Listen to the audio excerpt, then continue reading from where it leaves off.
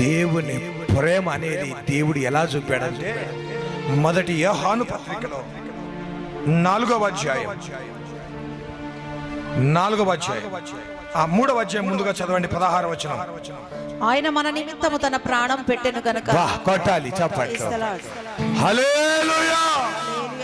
ఆయన మన నిమిత్తము ప్రాణం పెట్టాడు గనుక దీని వలన ప్రేమ ఎట్టిదని తెలుసుకొనుచున్నాము. అది ప్రేమ అనేది ఎలాంటిదంటే, ఆయన శిలువలో ప్రాణం పెట్టుట వలన దేవుడు మనల్ని ఎంత ప్రేమిస్తున్నాడో తెలుసుకోవాలి.